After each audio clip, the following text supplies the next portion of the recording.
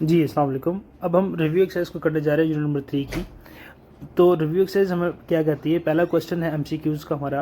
Question 1 कहता है the set builder form of the set, किसी सेट का सेट बिल्डर फॉर्म है 1, 1/3, 1/5, 1/7 एस सो ऑन। तो हमने बताना है सेट बिल्डर फॉर्म इसकी बतानी कौन सी है, यानी कि ये हमारे पास एक टैबुलर फॉर्म में लिखा हुआ है, हमने बताना है इसकी सेट बिल्डर फॉर्म क्या है। अब इसका आसान हल पता है क्या, सबसे आसान हल ये है, जो उसने फंक्शन हमें बना के दिया हुआ हम उसके अंदर वैल्यूज़ को पुट करते हैं और पुट करके देखते हैं जहाँ पे जिस ऑप्शन के अंदर ये पैटर्न बनेगा हम उस ऑप्शन को क्लिक कर देंगे, मतलब कि वो हमारी ऑप्शन राइट ऑप्शन होगी।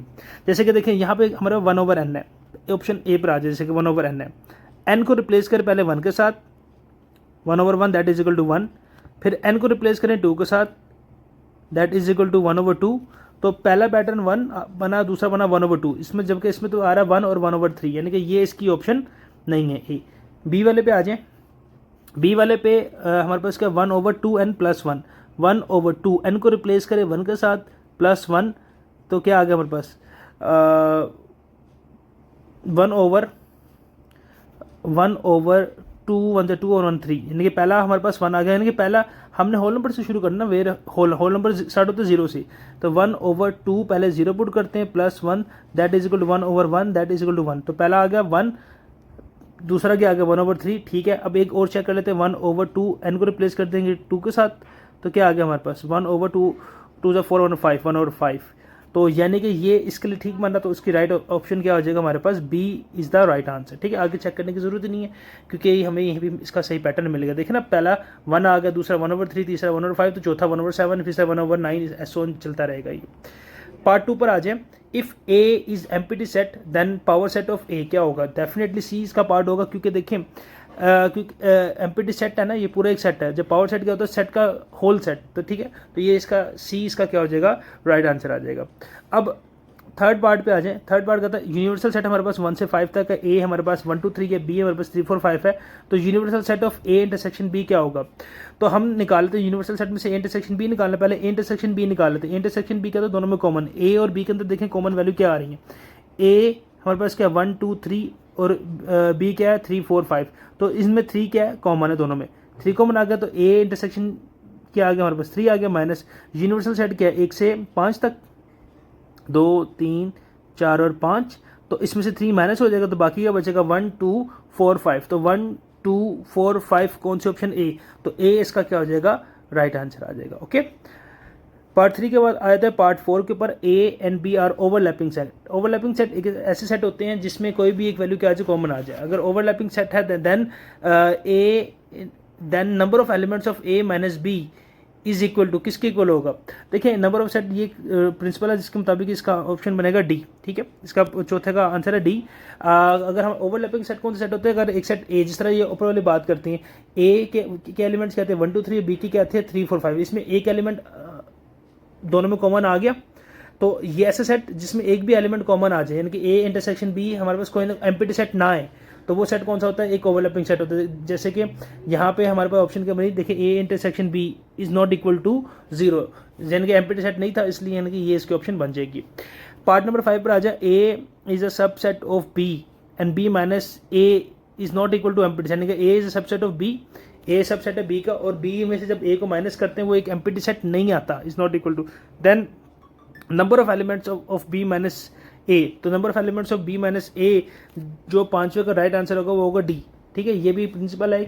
तो number of elements of B, क्योंकि बेसिकली हो क्या रहा है, एन जो है ये बी से भी और एन जो है ए से भी मल्टीप्लाई हो रहा है, इसलिए क्या नाम है, ये बन जाता है n number of elements B minus number of elements of A, दोनों को सब्ट्रैक्ट करेंगे।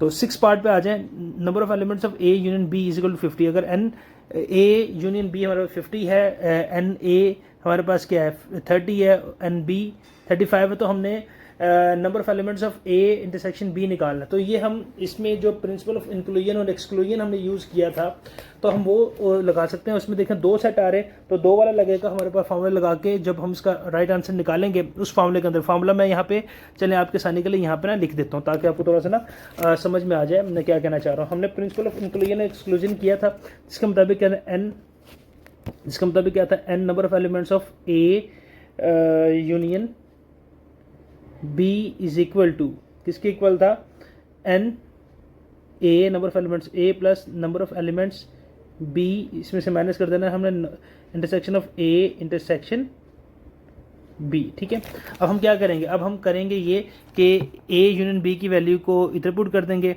नंबर ए की वैल्यू को उधर, बी की वैल्यू को उधर पुट करके यहाँ से निकाल लेंगे। ठीक है, तो जब इसके अंदर करेंगे, पुट करने के बाद जब आंसर हमारा राइट आएगा तो इसका आंसर आ जाएगा 15। ठीक है, तो आप निकाल के चेक कर लीजिएगा। इसी तरीके से नेक्स्ट पार्ट में ए हमारे पास क्या 1 2 3 4 है, बी हमारे पास एक्स वाई जी है, तो cartesian product of A and B contain exactly dash number of elements, तो इसका जो राइट आंसर आएगा वो आएगा 12। ठीक है, उसके बाद क्योंकि ज़्यादा लंबी डिटेल बताने की जरूरत नहीं, इसको आपने देख लेना, इसका 12 आंसर होगा। कार्टेशियन प्रोडक्ट बनाने की जरूरत नहीं है। अगर हमारे पास फंक्शन एक है, हमारे पास 8वां पार्ट देखें, इफ एफ एक्स हमारे पास क्या एक्स का square minus 3x + 2 then the value of F की वैल्यू क्या है a + 1 इज इक्वल टू किसके इक्वल होगा। देखें यानी कि ये जो हमारे पास फंक्शन है, एक जो वैल्यू दी गई है हमारे पास, ये जो उसने दिया हुआ है फंक्शन, इस x को रिप्लेस करेंगे किसके साथ, a + 1 के साथ, यानी कि x की जगह पर क्या आ जाएगा a + 1 और उसका स्केयर माइनस 3a + 1 + 2, ये हमारे पास एक वैल्यू। अब इसको सॉल्व करेंगे, सॉल्व करने के बाद जो इसका राइट आंसर आएगा ना, हम उसको क्या करते हैं, क्लिक कर देंगे। तो इस केस में इसका राइट आंसर है डी। ठीक है, आप इसको सॉल्व करके देख लीजिएगा।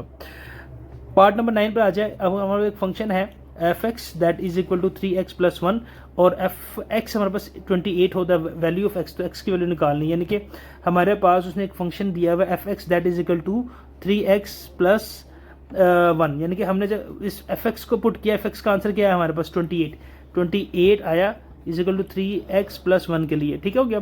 तो हमने x की वैल्यू निकालनी है, 1 इधर प्लस तरह के माइनस हो गया, 28 - 1 is equal to 3x, so x is equal to हमारे पास आ जाएगा ये 27 9, यानी कि 9 इसका राइट आंसर आ जाएगा, इसका a इसका राइट आंसर आ गया।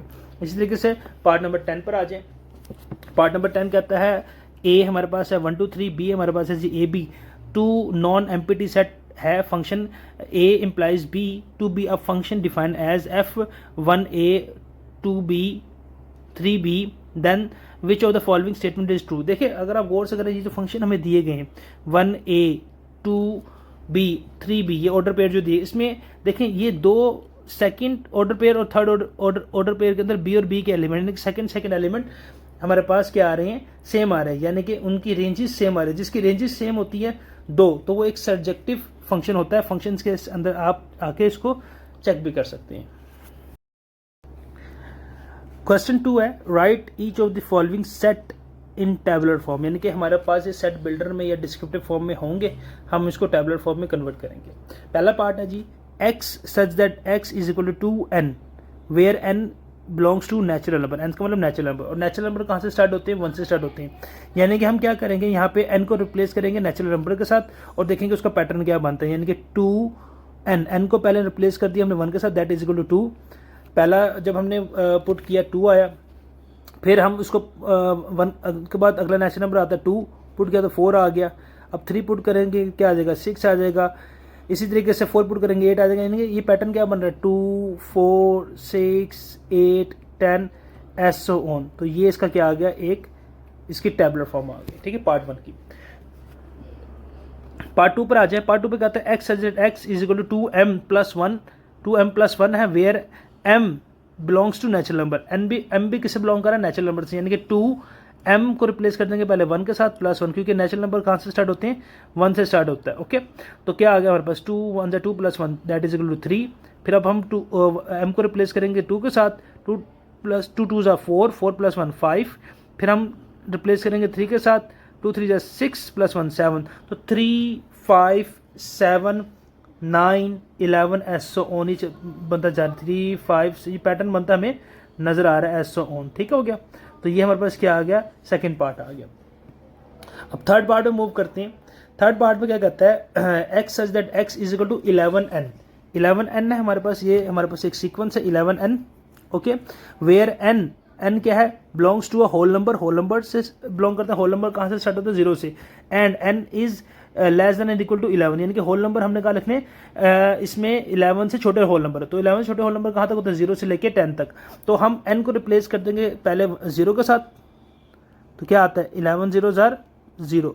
फिर हम 11 m को रिप्लेस कर देंगे 1 के साथ, क्योंकि 0 का बाद अगला होल नंबर आता है 1, तो क्या आगे 11, फिर हम 11 को रिप्लेस कर देंगे 2 के साथ, तो क्या आगे 22। इसी तरीके से कहाँ तक जाएंगे, हम 10 तक जाएंगे। तो अब अगर आप देखो, अगर इस तरह जाते हो 10 तक, तो क्या आएगा 0, 11, 11 के बाद क्या आएगा 22, फिर 33, फिर 44, फिर 55, फिर 66, फिर उसके बाद 77, फिर 88, फिर 99, फिर 110, क्योंकि लास्ट वैल्यू जो हम पुट कर सकते हैं वो पुट कर सकते हैं हम 10 से बड़ी वैल्यू तो नहीं पुट कर सकते ना, तो 110 पे ये आगे स्टॉप हो जाएगा। ओके, पार्ट नंबर 4 पर आ जाए। पार्ट नंबर 4 क्या कहता है, x such that x belongs to E. E का मतलब होता है इवन नंबर। इवन नंबर कौन से नंबर होते हैं, दैट आर डिविजिबल बाय 2, जो 2 पे डिवाइड हो सकते हैं। इवन नंबर होंगे और कहाँ से, 4 और 6 के बिटवीन। देखिए 4 और 6 के बिटवीन क्या कोई इवन नंबर होता है? इवन नंबर वो नंबर जो 2 पे डिवाइड होते हैं। तो अगर आप देखें 2, 4, 6, 8 ये इस तरह चलते हैं। अब 4 और 6 के दरमियान कोई इवन नंबर आ रहा, नहीं, ऐसा कोई नंबर नहीं आ रहा। तो मतलब कि ये क्या होगा, एक एम्प्टी सेट होगा, क्योंकि 4 और 6 के बिटवीन कोई इवन नंबर होता ही नहीं है। ठीक है, पार्ट नंबर 5 पर आ जाए। X x belongs to O. O का मतलब ऑड नंबर एंड 5 और 7। 5 और 7 के बिटवीन ऑड नंबर कौन सा होता है, ऑड नंबर जो 2 पे डिवाइड नहीं होते। 5 और 7 के बिटवीन ऑड नंबर कोई नहीं होता, क्योंकि 5 और 7 के बिटवीन आता है 6, तो 6 एक इवन नंबर है, तो ये भी क्या हो जाएगा, एक एम्प्टी सेट हो जाएगा। ओके, पार्ट नंबर 7 पर आ जाए और 6 पर आ जाए। पार्ट नंबर 6 क्या कहता है, part number 6 X such that x belongs to Q. Q का मतलब होता है rational number. Such that X का स्केयर इज इक्वल टू, यानी कि हमने ऐसा रैशनल नंबर लिखना है जिसमें एक्स का स्केयर इज इक्वल टू 2 आ जाए। तो यानी कि अगर एक्स का स्केयर इज इक्वल टू 2 है तो हम दो तरफ का स्केयर रूट ले लेंगे, तो एक्स इज किसके इक्वल आ जाएगा, square root of 2। Square root of 2 को जब आप आंसर लेते हैं तो वो आंसर आता है 1.414213, ऐसे ऑन चलता जा रहा है। ये एक non terminating non recurring decimal है, और जो non terminating non recurring decimal होते हैं हमने पढ़ा था यूनिट नंबर 1 के अंदर, वो एक रैशनल नंबर होते ही नहीं है। तो यानी कि ये भी क्या आ जाएगा, ये एक रैशनल नंबर ही नहीं आएगा, तो इट मीन्स दैट ये भी क्या हो जाएगा, एक एम्प्टी सेट हो जाएगा। ओके, तो पार्ट नंबर 7 पर आ जाए। पार्ट नंबर 7 क्या कहता है, x such that x belongs to X is equal to minus X, यानी कि X is equal to minus X. समझने वाली बात है, यानी कि एक्स की वैल्यू जो भी पुट करे रैशनल नंबर में वो माइनस एक्स के इक्वल आए। देखें अगर हम 1 पुट करते हैं, 1 इज इक्वल टू -1, ये तो बराबर, ये तो कंडीशन को सेटिस्फाई नहीं कर रहा। अगर हम 2 लेते हैं, 2 इज इक्वल टू -2, ये भी कंडीशन को सेटिस्फाई नहीं कर रहा। तो कौन सी एक ऐसी वैल्यू है जिसमें हम दोनों वैल्यू पुट करें, दोनों बराबर है, तो ये एक ही बनता है, वो आंसर आता है 0। वो आंसर आता है 0। क्यों, देखिए 0 इज इक्वल टू -0, क्योंकि 0 के साथ माइनस का साइन या प्लस का कोई कुछ भी डाल दें तो उससे फर्क नहीं पड़ता। तो 0 इसका क्या हो जाएगा, राइट आंसर है, इसमें एक ही वैल्यू आएगी, वो आएगी 0। ठीक है, set 0। 0 is not a empty set, ठीक है, याद रखना।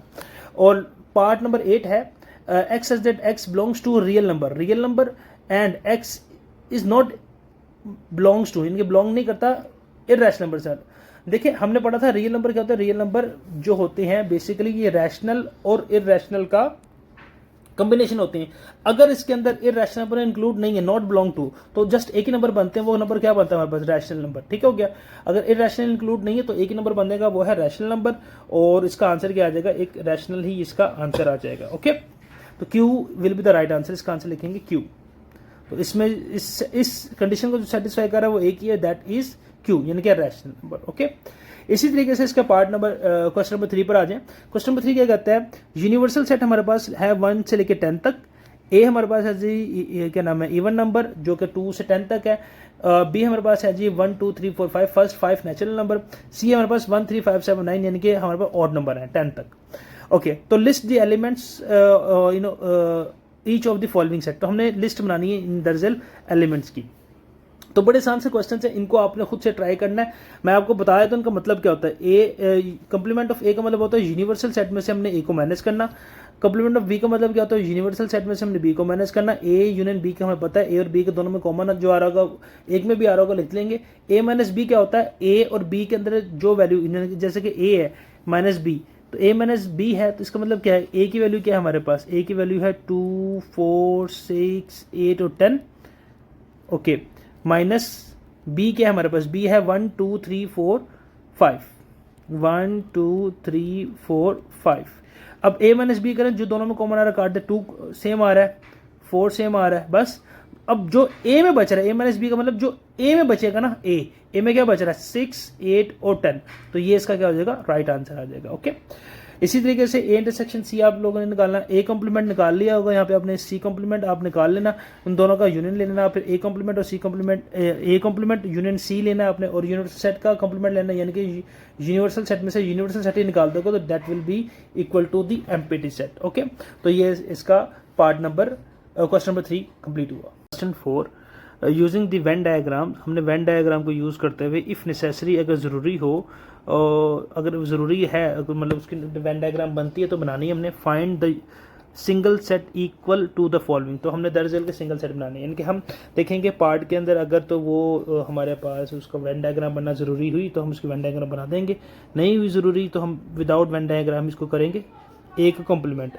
अब ए के कॉम्प्लीमेंट का मतलब क्या होता है, हमें पता है A complement that is equal to universal set minus A, यानी कि यूनिवर्सल सेट में से अगर हम ए को माइनस कर देंगे तो हमारे पास ए का कॉम्प्लीमेंट आ जाएगा।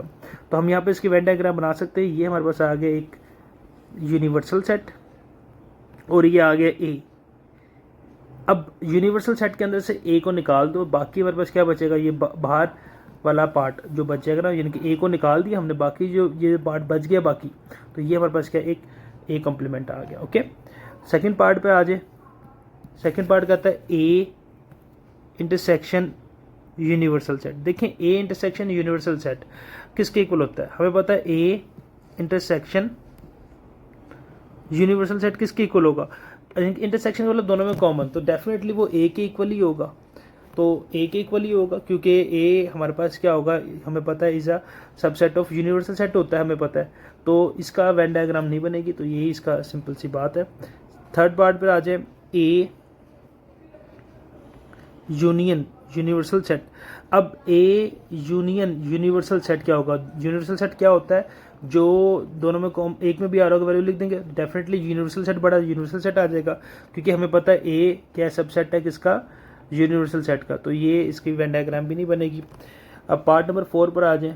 पार्ट नंबर 4 क्या कहता है कि ए यूनियन एम्प्टी सेट, तो A union empty set that is equal to A के इक्वल ही आएगा, ठीक है, क्योंकि हमारे पास क्या है, एम्प्टी सेट जो होता है बेसिकली वो सब सेट होता है ए का, एम्प्टी सेट ए सेट ए के अंदर आ सकता है। और पार्ट नंबर 5 क्या कहता है, पार्ट नंबर 5 कहता है empty set intersection empty set, तो empty set intersection empty set जो होता है हमारे पास that is also equal to empty set ही होगा, तो यही इसका आ जाएगा। इसकी वेन डायग्राम नहीं बनती थी, पहले की बनती थी, हमने उसकी बना दी। ये क्वेश्चन नंबर 4 कंप्लीट हुआ। क्वेश्चन नंबर 5 क्या कहता है, using the Venn diagram, when diagram को यूज़ करते हैं वेरीफाई करना दरअसल को, तो हमें दोनों को वेरीफाई करना है, कर लेते हैं। पहले इसकी लेफ्ट हैंड साइड के ऊपर आ जाती है। लेफ्ट हैंड साइड क्या कहता है, ए माइनस बी। अब ए माइनस बी का हम क्या बना लेते हैं, यूनिवर्सल सेट पहले बना लेते हैं, यूनिवर्सल सेट आ गया, ठीक है, ये हमारे पास ए आ गया और ये आ गया बी, ठीक है। अब a माइनस बी, यानी कि a में से b को निकाल दें। a माइनस बी जब करते हैं तो जो वैल्यूज a में बचती है हम वो लिखते हैं, तो ये हमारे पास जो बची, यानी कि इसमें कॉमन जो वैल्यूज है वो तो कट जाएगी, तो a में जो बचा ये हमारे पास आ गया लेफ्ट हैंड साइड। अब इसकी राइट हैंड साइड को भी हमने करना सॉल्व। राइट हैंड साइड को ये कहता है a यूनियन b का कॉम्प्लीमेंट। b का कॉम्प्लीमेंट का मतलब क्या होता है, b के कॉम्प्लीमेंट का मतलब होता है यूनिवर्सल सेट में से b को निकाल दो। यूनिवर्सल सेट में से b को निकाल देंगे तो बाकी हमारे पास क्या बचेगा, वो तमाम यूनिवर्सल के अंदर वो सेट वैल्यूज़ बच जाएंगी जो b के पार्ट नहीं है, जो b जिसके अंदर इंक्लूड नहीं है, मतलब कि यूनिवर्सल सेट आ गया, ये आ गया a, ये आ गया b। जब हमने b कॉम्प्लीमेंट निकाला तो b कॉम्प्लीमेंट निकालने के बाद जो b को तो निकाल दिया, बाकी क्या बचा हमारे पास, ये a वाली वैल्यूज बच गई और यूनिवर्सल सेट बच गया बाकी। तो डेफिनेटली ये दोनों का जब यूनियन करेंगे तो हमारे पास आ जाएगा, तो दोनों के डायग्राम्स वेन डायग्राम बराबर है, तो ये इसका आंसर आ गया। पार्ट नंबर 2 पर आ जाए, a माइनस बी का कॉम्प्लीमेंट, a माइनस बी का complement intersection b that is equal to b के इक्वल है कि नहीं। अब हम देख लेते हैं।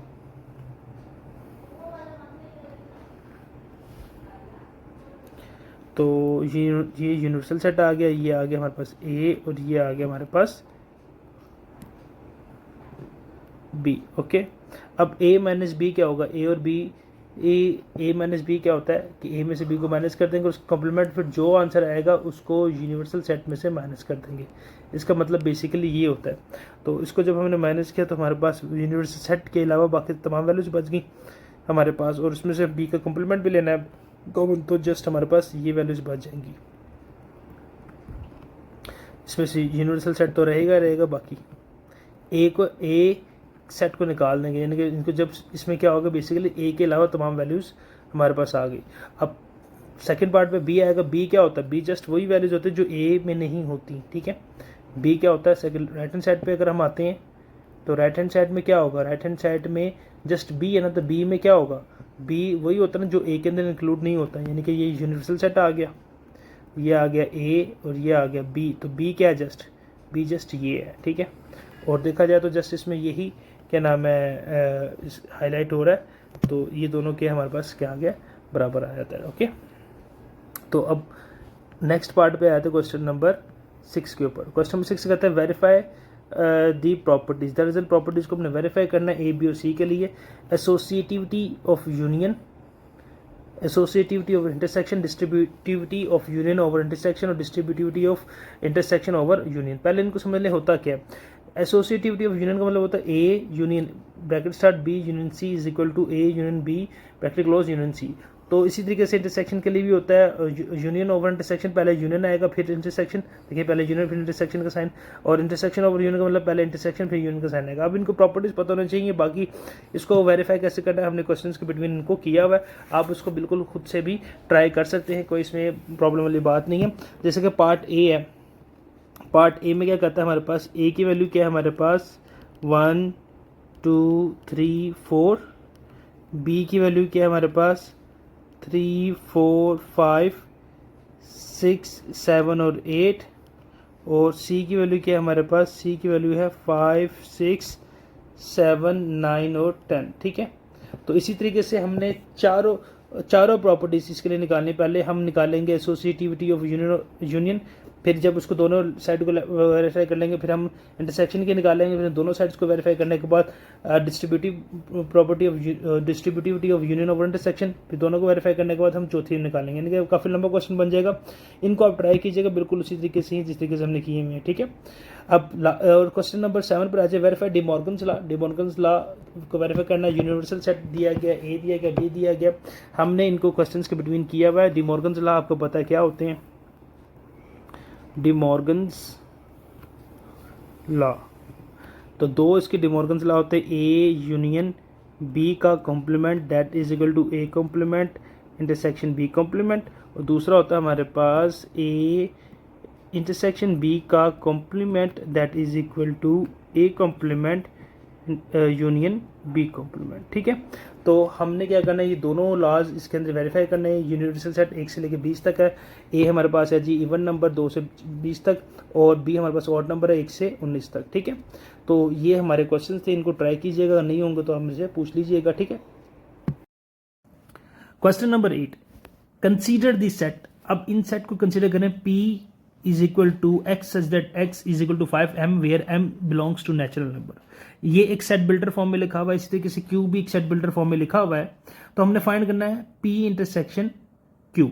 पहले हम सेट बिल्डर से इसको कन्वर्ट कर लेते हैं टैबुलर फॉर्म के अंदर, ताकि हम इसको पहले डिकोड कर लेते हैं, फिर उसके बाद देखते हैं क्या करते हैं। P क्या कहता है? X such that X is equal to 5m, ये क्या कह रहा है इसमें से 5m where m belongs to natural number. m कहाँ से बिलोंग कर रहा है? नेचुरल नंबर से। नेचुरल नंबर कहाँ से स्टार्ट होते हैं? 1 से स्टार्ट होते हैं। यानी कि इस 5m को पहले रिप्लेस करेंगे 1 के साथ, फिर m को रिप्लेस करेंगे 2 के साथ, फिर m को रिप्लेस करेंगे 3 के साथ, फिर जो जो रिजल्ट्स आते हैं हम उस रिजल्ट्स को यहाँ पे देखते हैं, एनालिसिस करते हैं, क्योंकि अब यहाँ पे उसने लिमिट कोई नहीं बताई हुई नेचुरल नंबर। यहाँ से 3 के बाद 4 कर दें, 5 कर दें, 6 कर दें, तो हमारे पास ये सीक्वेंस बन रहा है 5 10 15 एज सो ऑन। तो यहाँ से P का जो हमारे पास सेट बन रहा है, P क्या बन रहा है? 5 का मल्टीपल बन रहा है basically, 5 10 15 20 as so on, okay. और Q की अगर बात करें, Q क्या कहता है? Q X equal to m, यानी कि बेसिकली, और m बिलोंग्स कर रहा है नेचुरल नंबर से, तो ये 2 का मल्टीपल बेसिकली बन रहा है। 2m, m की जगह पे पहले 1 पुट करेंगे, और फिर 2 पुट करेंगे, फिर 3 पुट करेंगे, तो 2 1 ज़ा 2 2 2 ज़ा 4 2 3 ज़ा 6, ये 2 का मल्टीपल बना है। 2 4 6 8 10 एसओ ऑन। ठीक है, तो अब ये डिकोड हो गया, टेबुलर फॉर्म में आ गया। तो अब P इंटरसेक्शन Q अब हम खुद से निकाल सकते हैं। तो P की वैल्यू क्या आ गई, 5, 10, 15, 20 एसओ ऑन। इंटरसेक्शन Q की वैल्यू क्या आ गई, 2, 4, 6, 8, 10 एसओ ऑन।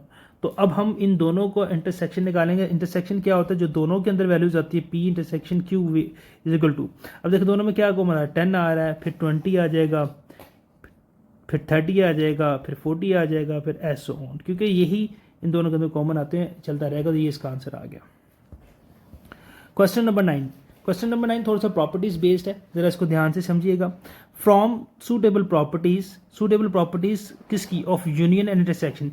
हमने यूनियन और इंटरसेक्शन की सुटेबल प्रॉपर्टीज का यूज करते हुए डिड्यूस निकालना है the following results. Following results क्या है कि लेफ्ट हैंड साइड और राइट हैंड साइड को हमने शो करना है कि ये लेफ्ट हैंड साइड और राइट हैंड साइड दोनों बराबर हैं। ठीक है, हमने प्रॉपर्टीज का यहाँ पे इस्तेमाल करना है। इसको कैसे करेंगे अब देखते हैं। पहला पार्ट है जी, A intersection bracket start A union B is equal to A union bracket start A intersection B. अब इसकी कोई सी भी एक साइड पकड़ ले, हम एक साइड को लेफ्ट हैंड साइड को जैसे कि ले लेते हैं हम। अगर हमने लेफ्ट हैंड साइड को सोल्व किया और उसका आंसर राइट हैंड साइड के बराबर आ गया, तो इट मीन्स ये क्वेश्चन क्या हो गया, वेरीफाई हो गया। ओके, तो अब हम देखें, ये A intersection A union B हमारे पास है। ये ए बेसिकली इस ए से भी मल्टीप्लाई हो रहा है और ये ए इस बेसिकली बी से भी मल्टीप्लाई हो रहा है। ठीक है, एज पर द रूल के ब्रैकेट है, इन दोनों के बिटवीन को साइन, तो मल्टीप्लाई साइन होता है, साथ इंटरसेक्शन का साइन आ रहा है। तो अगर मैं यहाँ पे इसको, इस प्रॉपर्टी को क्या कहते हैं, जब अंदर वाली वैल्यू से मल्टीप्लाई हो रहा है तो उसको कहते हैं हम डिस्ट्रीब्यूटिव प्रॉपर्टी। डिस्ट्रीब्यूटिव प्रॉपर्टी होगी। अब पहले साइन किस चीज का आ रहा है डिस्ट्रीब्यूटिव प्रॉपर्टी में, देखें डिस्ट्रीब्यूटिव प्रॉपर्टी तो होगी, मल्टीप्लाई हो रहा है। ठीक है, डिस्ट्रीब्यूट हो रहा है। अब पहले साइन किसका आ रहा है, पहले साइन आ रहा है इंटरसेक्शन का, इंटरसेक्शन आ रहा है पहले, उसके बाद क्या आ रहा है, यूनियन आ रहा है। ठीक है, तो ये क्या हो जाएगा, डिस्ट्रीब्यूटिव प्रॉपर्टी हो जाएगी ऑफ इंटरसेक्शन ओवर यूनियन। ठीक है, जो चीज पहले आती है उसको पहले, उसको जो चीज बाद में आती है उसको ओवर के बाद लिखते हैं। तो यहां पे हम क्या करेंगे, बाय यूजिंग, हेडिंग देंगे बाय यूजिंग डिस्ट्रीब्यूटिव प्रॉपर्टी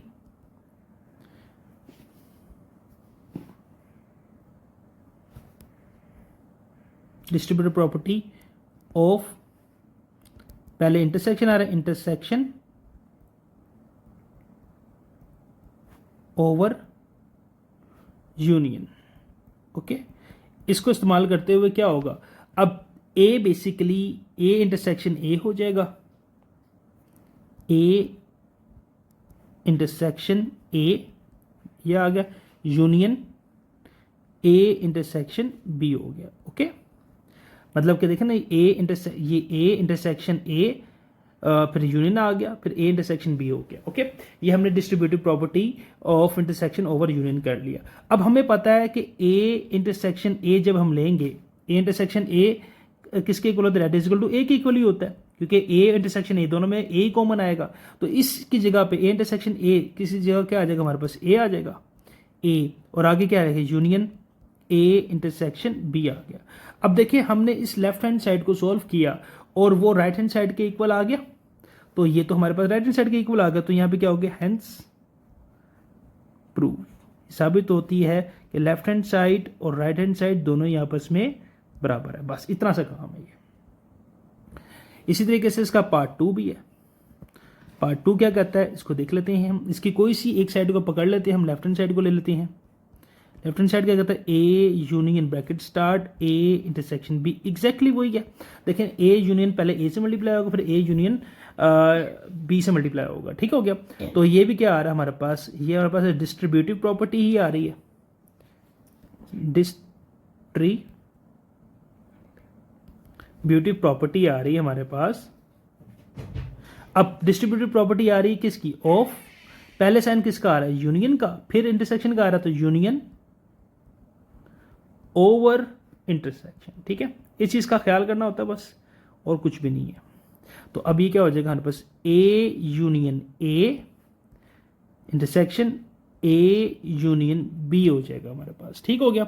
अब हमें पता है ए यूनियन ए जब लेंगे तो दोनों में ए कॉमन आएगा, तो इसकी जगह पे ए यूनियन ए की जगह पे क्या आ जाएगा हमारे पास, ए आ जाएगा, A intersection A union B आ गया हमारे पास। अब देखें जब हमने लेफ्ट हैंड साइड को सोल्व किया राइट हैंड साइड के साथ इक्वल आ गया, तो ये क्या हो गया, हैंस प्रूव हो गया। Left hand side is equal to right hand side. Okay, अब क्वेश्चन नंबर 10 पे आ जाते हैं। अब क्वेश्चन 10 क्या कहता है, if G x is equal to 7x minus 2 and S X is equal to 8x का स्केयर माइनस 3। तो आसान से सवाल हमने पहले भी किए, इसका पहला पार्ट, अब देन हम क्या फाइंड करना है, पहला पार्ट g0। देखें कौन सा फंक्शन इस्तेमाल हुआ, g वाला, तो g वाला फंक्शन को एक दफ़ा लिखते हैं, G x is equal to 7x minus 2। अब यहाँ पे क्या कहता है, as g is equal to 0 दे रहा है हमें। अब जी एक्स को रिप्लेस कर देंगे 0 के साथ। अब जहाँ जहाँ इस फंक्शन के अंदर x है उसकी जगह 0 आ जाएगा, माइनस 2, तो G x 7 0 0 minus 2, so G 0 is equal to minus 2, ये इसका आंसर आ गया। ओके, इसी तरीके से इसका पार्ट 2 है। पार्ट 2 क्या कहता है, g माइनस 1, इसी फंक्शन के अंदर अब हम g को माइनस 1 के साथ रिप्लेस कर देंगे। फंक्शन क्या है हमारे पास, फंक्शन है हमारे पास G x is equal to 7x minus 2। अब हमारे पास क्या, एज g माइनस 1 है हमारे पास, g माइनस 1 से रिप्लेस कर देंगे, is equal to 7 minus 1 minus 2, तो कितना आ गया, minus 7 minus 2, that is equal to minus 9। ठीक हो गया। तो आसान से सवाल है, हमने बार बार किए हुए। तो इसी तरीके से इसके बाकी पार्ट्स हैं, g इज माइनस 5/3, और इसी चौथा पार्ट s1 के साथ, फिर s माइनस 9 के साथ, फिर s7/2 के साथ। इनको ट्राई कीजिएगा, नहीं हुआ होगा तो आप नीचे कमेंट सेक्शन में मुझे बताइएगा। क्वेश्चन 11 है, given that function f(x) is equal to ax plus b where a and b are constant number, if f minus 2 is equal to 3 and f4 is equal to 10, then find the value of a and b। इनकी इसमें क्या कह रहा है, कह रहा है एक फंक्शन है हमारे पास f(x) is equal to ax plus b, ये एक फंक्शन है हमारे पास, इसमें a और b कांस्टेंट है, मतलब कोई नंबर है कांस्टेंट जो फिक्स वैल्यूज होती है। अगर हम फंक्शन में f माइनस 2 पुट करते हैं तो उसका आंसर 3 आता है। अब पुट करके ज़रा देखते हैं, पहले यहाँ तक बात करते हैं, पहले मतलब क्वेश्चन की ना यहाँ तक हम बात कर रहे हैं, देखते हैं ज़रा क्या एक इक्वेशन बनती है। f माइनस 2 पुट किया तो 3 आ गया, is equal to a, x को रिप्लेस करेंगे माइनस 2 के साथ, प्लस b, तो ये एक रिलेशन क्या बन गया हमारे पास, 3 is equal to minus 2a plus b, तो ये बन गई एक इक्वेशन नंबर 1। ओके, तो इसी तरीके से अब आगे बात करते हैं आगे, एंड f4, अगर इस फंक्शन की जगह 4 पुट करो तो 10 आता है। If f4 is equal put करेंगे तो 10 आएगा, तो इस फंक्शन में 10 आ रहा है अगर हम x को रिप्लेस कर रहे हैं किसके साथ, 4 के साथ, प्लस b। तो अब ये क्या बन रहा है, 10 is equal to 4a plus b, ये बन गई इक्वेशन नंबर 2। अब मैंने आपको एक्सरसाइज 3.3 के अंदर आपको फंक्शंस वाले का रूल बताया कि जब हमारे पास बेसिस सेम हो जाए और साइन भी सेम हो तो वो सब्ट्रैक्ट होती है। तो हम क्या करेंगे, सब्ट्रैक्टिंग। अगर आपको ये बात समझ में नहीं आ रही तो आप मेरा लेक्चर देख सकते हैं एक्सरसाइज 3.3 का, ठीक है। इक्वेशन 1 एंड 2, अब बेसिस सेम है दोनों की, लेफ्ट हैंड साइड को लेफ्ट हैंड साइड के साथ, राइट हैंड साइड को राइट हैंड साइड के साथ। पहली इक्वेशन क्या है हमारे पास, माइनस 2a प्लस b, इसको माइनस करना हमने 4a प्लस b के साथ, इज इक्वल टू, और इसके साथ वैल्यू क्या, 3 को हमने माइनस करना है 10 के साथ। ओके, तो कितना आ गया, minus 2a plus b, minus sign change करता है, minus 4a minus b is equal to minus 7। अभी प्लस b माइनस b से कैंसिल हो गया, minus 6a is equal to minus 7, so a is equal to minus 7 over minus 6, so a is equal to 7 over 6, क्योंकि ये minus minus से cancel हो जाएगा, 7 over 6 इसका एक आंसर आ गया। ओके, अब इसको किसी एक इक्वेशन के अंदर पुट कर दो, put a in equation 1, equation 1 के अंदर पुट कर देते हैं। इक्वेशन 1 क्या है हमारे पास, इक्वेशन 1 है हमारे पास minus 2a plus b, minus 2a plus b is equal to 3। Okay, ये हमारे पास के इक्वेशन नंबर 1 है। a को रिप्लेस कर देते हैं उसकी वैल्यू के साथ, माइनस 2a क्या है, 7 over 6 plus b is equal to 3, 2 1 2 2 3 6, तो कितना आ गया, minus 7 over 3 plus B is equal to 3। अब -7/3 तो माइनस इक्वल से दूसरे जाके प्लस हो जाएगा, b is equal to 3 plus 7/3। अब इनको आपस में ऐड कर देते हैं हम, कैलकुलेटर पे लिख लेंगे 3 प्लस 7/3, तो हमारे पास इसका आंसर आ जाएगा 16/3। ओके, तो ये इसका बी का आंसर आ गया। अब इसको चेक करने का तरीका क्या है, कोई भी एक इक्वेशन पकड़ लें आप पहले या दूसरे, इसमें ए और बी की वैल्यू को रिप्लेस कर दें, इसका आंसर आ जाएगा। ये हमने बार बार ये चीज़ की हुई है। ओके, क्वेश्चन कहते हैं कंसीडर द फंक्शन, इस फंक्शन को कंसीडर करें k x is equal to 7x minus 15। If k x is equal to 100 then find the value of x. यानी कि हमें एक फंक्शन क्या दे रहा है, फंक्शन हमें दे रहा है के के लिए एक फंक्शन है हमारे पास K x is equal to 7x minus 5, जबकि हमें क्या दे रहा है के एक्स इज इक्वल टू 100 हमें प्रोवाइड कर रहा है। तो 100 हमारे पास इसका आंसर है, इक्वल टू 7x माइनस 5। हमने x की वैल्यू निकालनी है, तो 100 ये -5 इधर आके +5 हो जाएगा, इज इक्वल टू 7x। तो 105 इज इक्वल टू 7x, 7 इधर मल्टीप्लाई इधर आके divide, 105/7 is equal to x। तो अब हम कैलकुलेटर में 105 डिवाइड बाई 7 कर देंगे, तो दैट इज इक्वल टू 15। तो x इज इक्वल टू 15। तो अगर x की वैल्यू को इस फंक्शन में 15 पुट करते हैं तो वो हमें k का आंसर फंक्शन क्या देगा, 100 देगा। ठीक है, इसका आंसर आ गया।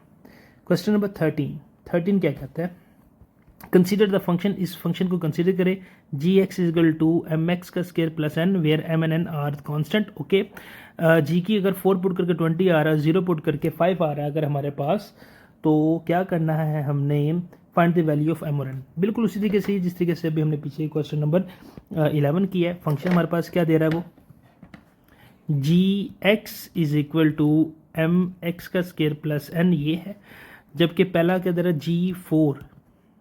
If G4 is equal to 20 है, 20 इसका आंसर आ रहा है। एम एक्स को रिप्लेस करेंगे हम 4 के साथ, क्योंकि इसके एक्स के लिए 4 पुट किए, प्लस एम, तो कितना आ गया 20 इज इक्वल टू 4 का स्केयर 16 एम प्लस एन। ये बन गई इक्वेशन नंबर 1। इसी तरीके से हम इक्वेशन नंबर 2 बनाएंगे। हमारे पास क्या दे रहा है, if G0 is equal to हमारे पास क्या दे रहा है, 5 दे रहा है। इस फंक्शन के अंदर 5 आ रहा है, अगर हम एम एक्स की जगह पे 0 पुट कर रहे हैं प्लस एन, तो ये क्या आ गया 5 इज इक्वल टू 0, क्योंकि 0 का square 0 M plus N, M को जब 0 से मल्टीप्लाई करेंगे तो डेट इज इक्वल टू 0। तो ये एन का आंसर हमारे पास आ गया। इस क्वेश्चन के अंदर आसानी होगी, एन का आंसर हमें एज इट इज़ मिल गया।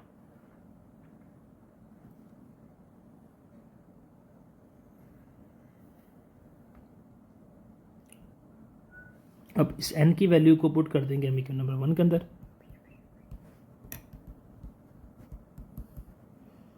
20 is equal to 16 m plus n, 20 is equal to 16 m plus n को रिप्लेस कर देंगे हमने 5 के साथ।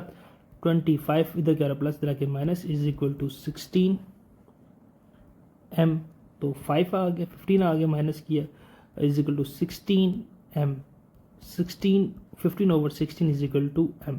तो m का आंसर क्या आ गया 15/16, और n का आंसर हमारे पास क्या आ गया 5। ये इसका आंसर है जी। क्वेश्चन नंबर 14 है। क्वेश्चन 14 मैं लिख नहीं रहा, मैं आपके सामने रीड करे, तो आपने अपने सामने बुक्स रखनी है। A shopping mall has 100 products from various categories label 1 to 100 representing the universal set. The product are categorize as following.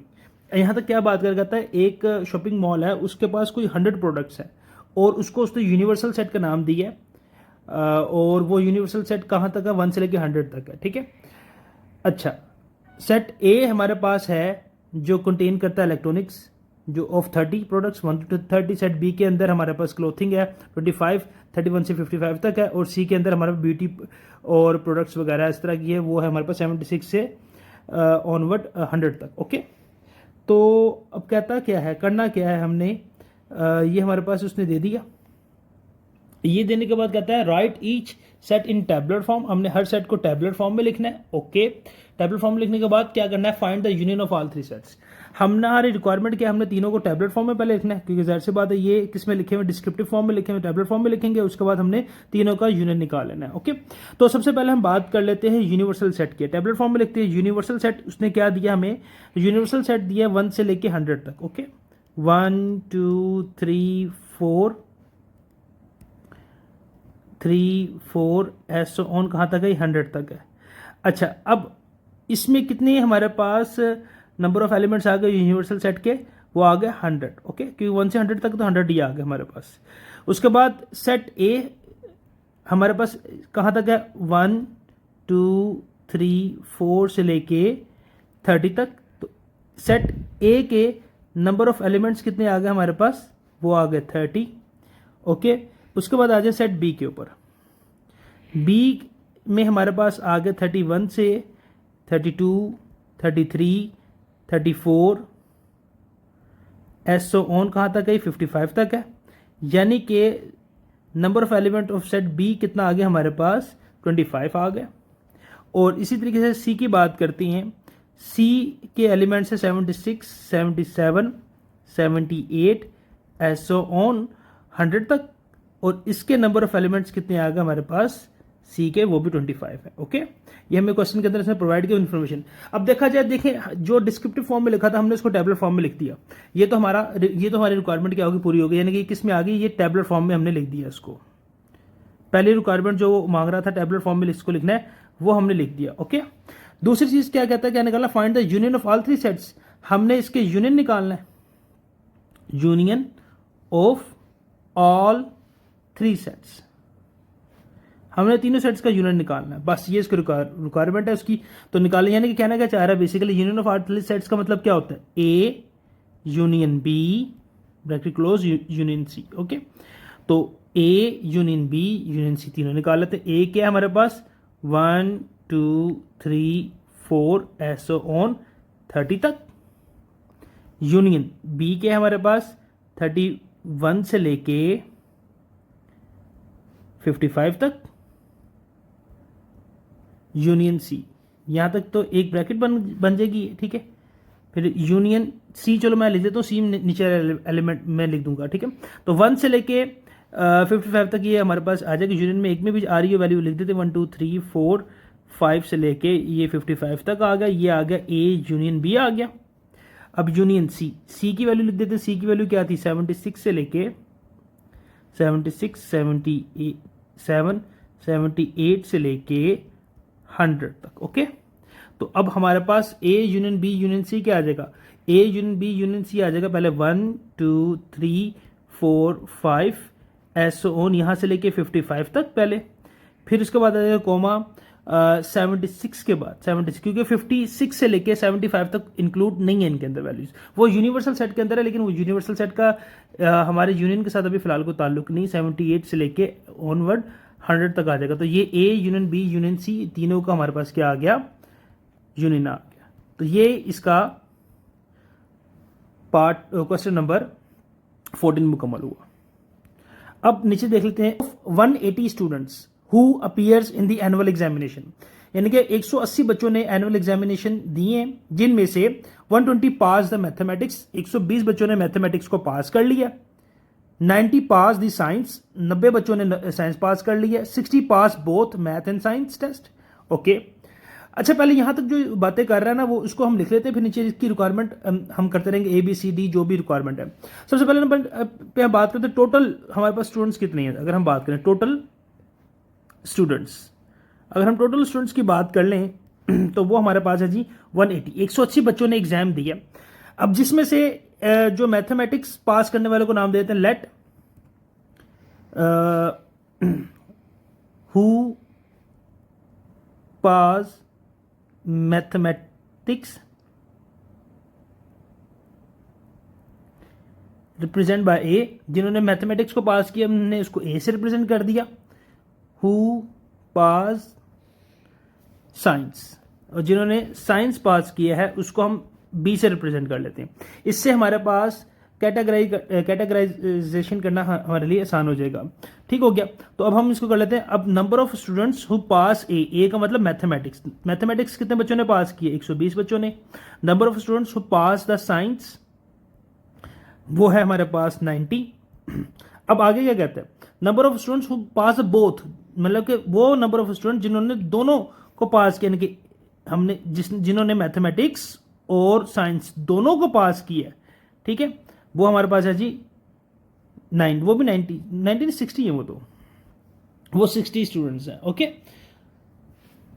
तो अब हम क्या करते हैं, हमने क्या निकालना है, ये तो हमारे पास रिक्वायरमेंट है कि पहले requirement how many students, how many past either the math और साइंस, ठीक है, कितने स्टूडेंट्स हैं जिन्होंने पास किया है, पास्ट आइदर, या तो उन्होंने पास किया हो मैथ और या साइंस, यानी कि कितने स्टूडेंट्स हैं जिन्होंने एटलीस्ट, यानी कि कहना चाह रहा है मैथ या साइंस इन दोनों में से कम एक सब्जेक्ट पास किया हुआ। तो अब देखिए दो हमारे पास चीज़ें हैं, तो इसके लिए यहाँ पे टू बाइनरी रिलेशन इस्तेमाल करेंगे। Number of set A intersection B, यानी कि साइंस और मैथमेटिक्स, ए मैथमेटिक्स और बी जो है साइंस को रिप्रेजेंट करेगा, that is equal to N A plus N B minus A intersection B, ठीक है। अच्छा, यहाँ पे एक छोटी सी चीज़ है, ये हमारे पास आ जाएगा यूनियन। ओके, तो टोटल स्टूडेंट्स हमने क्या निकालना है, हमने ए और ए यूनियन बी निकालना है, क्योंकि या तो मैथमेटिक्स या तो साइंस कोई एक सब्जेक्ट पास होना ज़रूरी। तो खाली मैथमेटिक्स कितने बच्चों ने किया था 120, हमने पर देखा। जस्ट साइंस कितने बच्चों ने किया था 90, और दोनों सब्जेक्ट कितने 60। तो इनको निकाल लेते हैं हम, इनको सॉल्व किया तो 150 आ गया। 120 प्लस 90 माइनस 60 करेंगे तो हमारे पास आ जाएगा। तो 150 बच्चे ऐसे जिन्होंने कम से कम एक सब्जेक्ट तो पास किया हुआ है, ठीक है। तो ये हमारे पास पहला पार्ट का आंसर आ गया। सेकंड पार्ट पे आया तो बी पार्ट पे, अब कहता है students who did not pass either two test, हमने वो निकालने हैं students who did not pass, जिन्होंने कुछ भी पास नहीं किया, आइदर टू टेस्ट, दोनों टेस्ट में से कुछ भी पास नहीं किया, यानी कि जितने बच्चों ने पास किए, मतलब 150 बच्चों ने पास किया, यानी कि number of elements of A union B जो निकाल, अगर हम उसको कंप्लीमेंट निकाल दें, उसको यूनिवर्सल सेट से निकाल दें, तो बाकी जितने बच्चों ने ये पास किया है, तो टोटल में से जितने बच्चों ने पास कर निकाल देंगे, बाकी वो बच्चे बचेंगे जिन्होंने पास नहीं किया। तो यूनिवर्सल सेट में से हम निकाल देंगे वो स्टूडेंट जिन्होंने पास किया। ओके, जिन्होंने पास किया, तो हमारे पास कितना आ गया 90, यूनिवर्सल टोटल था। सॉरी यहाँ पे मिस्टेक हो गई, यूनियन बी 90 नहीं थे हमारे पास टोटल थे 150 स्टूडेंट्स, 180। अब कंफर्म कर लेते हैं कितने स्टूडेंट्स थे हमारे पास। हाँ जी, 180 टोटल स्टूडेंट्स थे। इनमें से 150 ऐसे थे जिन्होंने कम से कम एक सब्जेक्ट तो पास किया हुआ है, तो 30 ऐसे वो स्टूडेंट्स आ गए जो टोटली फेल है, यानी जिन्होंने कोई भी दोनों में से एक भी सब्जेक्ट पास नहीं किया। ओके, सी पार्ट पे आ जाओ। सी पार्ट क्या कहते हैं, सी पार्ट कहते हैं students only pass in science, यानी कि ओनली पास इन साइंस, जिन्होंने सिर्फ साइंस को पास किया है। ओके, तो हम वो निकाल लेते हैं। Number of elements of B science को रिप्रेजेंट कर रहा था, इसमें से हम निकाल देंगे जिन्होंने बोथ साइंस और मैथमेटिक्स दोनों पास किए। तो टोटल साइंस 90 स्टूडेंट्स में थे, इस 90 के अंदर वो भी थे ना जिन्होंने साइंस भी किया हुआ है और मैथ भी किया हुआ है। इसमें सिर्फ साइंस और मैथ वाले दोनों निकाल दो, तो हमारे पास क्या बच जाएगा, हमारे पास 30 ऐसे स्टूडेंट जिन्होंने सिर्फ साइंस को पास किया है। ठीक है, इसी तरीके से आ जाएं इसके पार्ट नंबर डी के ऊपर। डी में क्या कहता है, फेल्ड इन साइंस सब्जेक्ट। हमने वो स्टूडेंट निकालने जो फेल हैं इन साइंस सब्जेक्ट, जो साइंस के अंदर फेल है, साइंस के टेस्ट के अंदर। तो हम साइंस वाले निकाल लेते हैं। Number of elements of set B science को रिप्रेजेंट, उसका कंप्लीमेंट निकाल लेंगे, यानी कि यूनिवर्सल सेट में से हम बी को एक्सट्रैक्ट कर देंगे। बी साइंस को रिप्रेजेंट कर रहे हैं, तो हमारे पास आ जाएगा यूनिवर्सल सेट के अंदर 180 इसमें से 90 ऐसे थे जिन्होंने साइंस में पास किए थे, तो हमारे पास 90 ऐसे आ जाएंगे जो साइंस के अंदर फेल है। ठीक है, तो ये हमारे पास क्या आ गया, इसका आंसर आ गया। क्या कहता है क्वेश्चन 16 कहता है in a software house of city which 300 software developers. Okay, 300 software developers हैं किसी सिटी के अंदर। A survey was conduct to determine which programming language like more. एक सर्वे किया गया जिसमें देखा गया, जिसमें ये बताना था कि कौन सा डेवलपर कौन से प्रोग्रामिंग को ज़्यादा पसंद करता है। The survey reveal the following statistics. दरअसल उसने किया कि 150 like Python, 130 like Java, 120 like PHP, 70 both करते हैं पाइथन वगैरह और पाइथन और जावा को, 60 ऐसे हैं जो पाइथन और PHP को करते हैं, 40 ऐसे हैं जो तीनों लैंग्वेजेस को करते हैं, पाइथन, जावा और PHP। तो सबसे पहले हम बात यहाँ पे कर लेते हैं जो चीज़ें जो दे रहे हैं। टोटल हमारे पास कितने डेवलपर्स हैं टोटल, पहले टोटल की बात कर लेते हैं। टोटल हमारे पास हैं जी 300 डेवलपर सॉफ्टवेयर। ओके, इनमें से A, B और C के नाम देते हैं। लेट कर लेते हैं, लेट A रिप्रेजेंट कर लेते हैं हम। पहला नाम किसका आ रहा है, पाइथन को। A रिप्रेजेंट कर रहा है पाइथन को, B रिप्रेजेंट जावा और C रिप्रेजेंट कर रहा है PHP को। 3 टाइप की चीजें आ गई। ओके, सो या देन कुछ भी लिख लें। तो number of employ persons who like A means Python, वो कितने हैं हमारे पास 150। Number of persons who like B represent कर रहा है जावा को, जावा वाले हैं 130। इसी तरीके से number of persons who like C represent कर रहा है PHP को और वो है 120। 70 लाइक बोथ पाइथन एंड जावा, यानी कि ऐसे पर्सन जो A और B यानी कि पाइथन और जावा को जो लाइक करते हैं वो है 70। इसी तरीके से जो पाइथन और PHP को लाइक करते हैं वो है 50। और ऐसे पर्सन्स जो पाइथन, जावा और PHP तीनों को लाइक करते हैं वो है 40। तो ये तो सारी इन्फॉर्मेशन अभी तक उसने हमें प्रोवाइड की। ओके, डन हो गया। तो अब हमने इसमें से क्या निकालना है, ABCD 4 इसके पार्ट्स हैं, एक एक करके इसको सॉल्व करते हैं। पहला पार्ट A क्या कहता है, A कहता है at least one of the language, मतलब कितने ऐसे हैं जो एटलीस्ट वन, कम से कम एक, क्या नाम है, लैंग्वेज को क्या करते होंगे, पसंद करते हैं। ठीक हो गया। तो यहाँ पे वही प्रिंसिपल ऑफ इंक्लूजन और एक्सक्लूजन का इस्तेमाल करेंगे हम, और उसको यूज़ करते हुए हमने इन A, B, C और D के पार्ट के जवाब देने हैं। ठीक हो गया। तो पहले नंबर पे आए थे how many developer like at least one language, at least one language. तो इसके लिए हम कर लेते हैं 3 नंबर वाला use, A union B union C is equal to A plus B plus C minus A intersection B minus A sorry B intersection C minus A intersection C। अब A B A C और बाद में B C भी कर सकते हैं, कोई मसला नहीं है। तो उसके बाद आ जाएगा जो तीनों को करते हैं A B और C। A B C मैं बोल रहा हूँ, इसका मतलब वही है जो पर हमने लेट कर लिया। ठीक है। तो अब हम देख लेते हैं 150 ऐसे हैं जो पाइथन को करते हैं, 130 ऐसे हैं जो जावा को करते हैं, 120 ऐसे थे जो PHP को करती हैं। उसमें से हमने दोनों को लाइक करने वाले 70 थे जो जावा, जो उसको पाइथन और जावा को करता है। फिर जो जावा और इसको करता है वो 50 हैं। फिर जो दोनों को इसको करता है वो 60 आ गए। फिर तीनों को करने वाले 40 आ गए। तो अब हम क्या करेंगे, कैलकुलेटर पकड़ेंगे। कैलकुलेटर पे लिखेंगे 150 plus 130 plus 120 minus 70 minus 50 minus 60 और माइनस 40 और सॉरी प्लस 40, इन सबको किया तो हमारे पास इसका आंसर आ गया 260। 260 ऐसे पर्सन्स हैं जो क्या करते हैं, एटलीस्ट वन लैंग्वेज को क्या करते हैं, लाइक करते हैं।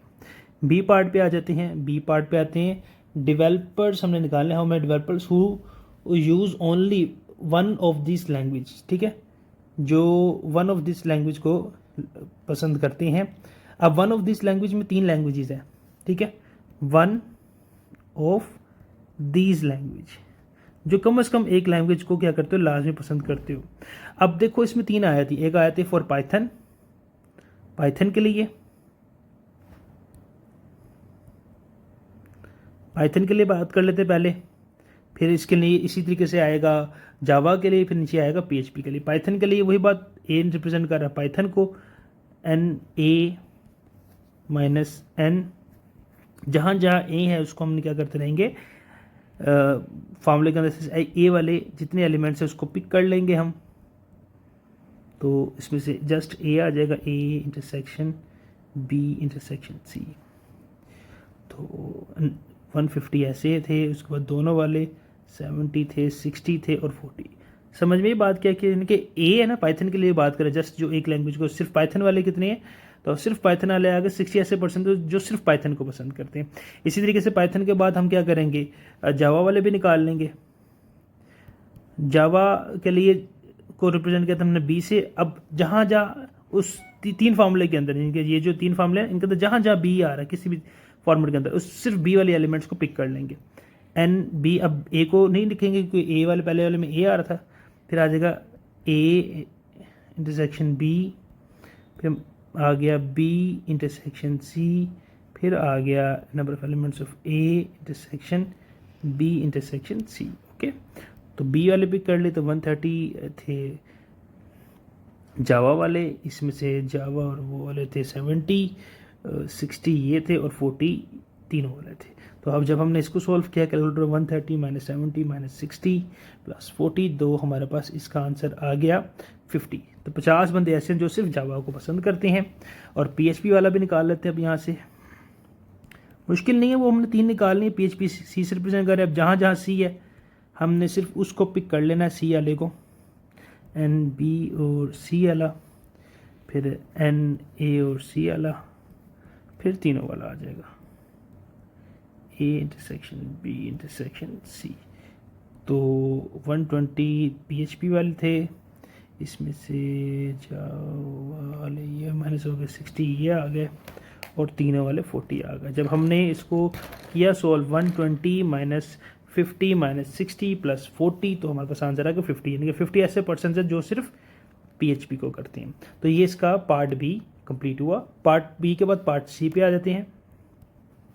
सी कहता है how many developers who do not use any of this language, यानी कि ऐसे कितने डेवलपर्स हैं जो इनमें से कोई भी यूज नहीं करता, that do not use any of this language, जो इन तीनों लैंग्वेजेस को यूज ही नहीं करता, मतलब जो ना ही जावा को इस्तेमाल करता है, ना ही पीएचपी को, ना ही पाइथन को। तो हम क्या करेंगे, जो तीनों को यूज करते हैं उनका कंप्लीमेंट निकाल लेंगे। कंप्लीमेंट क्या होता है, उसको हमने यूनिवर्सल सेट से निकाल देना, A union B union C का कंप्लीमेंट, यानी कि यूनिवर्सल सेट से हम A union B union C को माइनस कर देंगे। यूनिवर्सल सेट 300 थे, 300 ऐसे थे जो करते हैं, और जो सिर्फ एटलीस्ट 1 को करते हैं हमें यहाँ पे निकाला हुआ है, तो वो कितने आ गए, A union B union C कितना जो हमने निकाला वो है 260।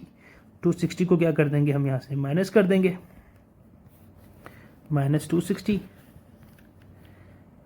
तो हमारे पास क्या आंसर है 40। 40 ऐसे बंदे हैं जो ना ही पाइथन को पसंद करते हैं, ना ही जावा को, ना ही पीएचपी को। ठीक है, डी पार्ट पे आ जाते हैं। डी पार्ट क्या कहते हैं, how many developers use only PHP, जो ओनली पीएचपी यूज करते हैं।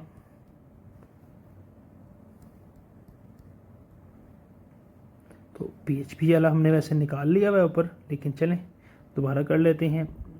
हमने इसको सी से रिप्रेजेंट किया था, minus N B intersection C minus N A intersection C, क्योंकि सी पीएचपी से रिप्रेजेंट किया ना हमने, तो वो हमने वैसे ऊपर निकाला भी है वैसे, A intersection B intersection C. यहाँ पे मांग ही लिया उसको अलग से एक दफ़ा सेपरेटली, तो हम वो भी कर लेते हैं। 120 माइनस 50 माइनस 60 प्लस 40। ओके, तो इसको आप कैलकुलेटर पर लिखें। तो लिखने के बाद सॉल्व करें तो 50 ऐसी हैं जो सिर्फ और सिर्फ PHP को क्या करते हैं इस्तेमाल करते हैं, और ये चीज़ हमने यहाँ पे भी निकाली थी ये, ठीक है, एग्जैक्टली ये चीज़ थी। तो यहाँ से ये क्वेश्चन करने के बाद आज हमारा यूनिट नंबर 3 क्या हो गया, टोटली कंप्लीट हुआ। यूनिट नंबर 3 के अंदर हमने देखी एक्सरसाइजेस को सॉल्व किया, उसके बाद एग्जाम्पल्स आप लोगों ने खुद सॉल्व करनी होती है, जैसे कि मैंने आपको पहले बताया हुआ जो रिदम चल रहा है। जो नहीं होगी आपने मैसेज करना है, कमेंट कर देना चाहिए, मैं इंशाल्लाह आपको लिए वो सॉल्व कर दूंगा। और हमने रिव्यू एक्सरसाइज को किया। रिव्यू एक्सरसाइज के अंदर दो चीज़ें थी, एक इसकी MCQs थे, हमने वो भी सॉल्व किए, और हमने रिव्यू एक्सरसाइज के क्वेश्चंस थे शॉर्ट और लॉन्ग दोनों, वो भी सॉल्व किए। तो आज हमारा यूनिट नंबर 3 कंप्लीट हो गया।